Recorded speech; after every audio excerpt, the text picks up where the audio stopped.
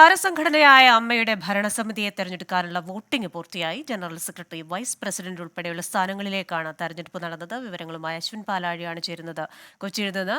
അശ്വിൻ, ദീർഘകാലത്തിന് ശേഷം ഇടവേള ബാബു പടിയിറങ്ങുന്നു. അതേപോലെ തന്നെ ഈ ജനറൽ സെക്രട്ടറി, വൈസ് പ്രസിഡന്റ് സ്ഥാനത്തേക്കൊക്കെ വാശിയേറിയ ഒരു തെരഞ്ഞെടുപ്പാണല്ലോ നടക്കുന്നത്. ഇപ്പോൾ വോട്ടിംഗ് പൂർത്തിയായിരിക്കുന്നു. വിവരങ്ങൾ.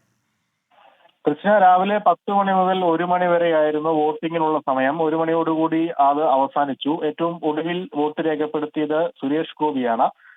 നിലവിൽ പ്രസിഡന്റ് ട്രഷറർ സ്ഥാനത്തേക്ക് മോഹൻലാലും ഒപ്പം ഉണ്ണി മുകുന്ദനും എതിരില്ലാതെ തെരഞ്ഞെടുക്കപ്പെട്ടിരുന്നു. അതിനു പുറമെ general secretary, vice president, joint secretary എന്നീ 3 സ്ഥാനങ്ങളിലേക്കാണ് മത്സരം നടക്കുന്നത്. അത് ശക്തമായ മത്സരം തന്നെയാണ്. 2 വൈസ് പ്രസിഡന്റുമാർ ഒഴിവാണുള്ളത്. ഇവിടേക്ക് 3 പേരാണ് നിലവിൽ മത്സര രംഗത്തുള്ളത്. ഒപ്പം 11 അംഗ എക്സിക്യൂട്ടീവ് കമ്മിറ്റിയാണുള്ളത്. അതിലേക്ക് 12 പേരാണ് മത്സരിക്കുന്നത്. ഇടവേള ബാബു മത്സര രംഗത്തില്ല എന്നുള്ളത് ശ്രദ്ധേയമാണ്. 25 വർഷത്തിലധികമുള്ള സേവനം അവസാനിപ്പിച്ച അദ്ദേഹം ഭരണ രംഗത്ത് നിന്ന് മാറി നിൽക്കുകയാണ്.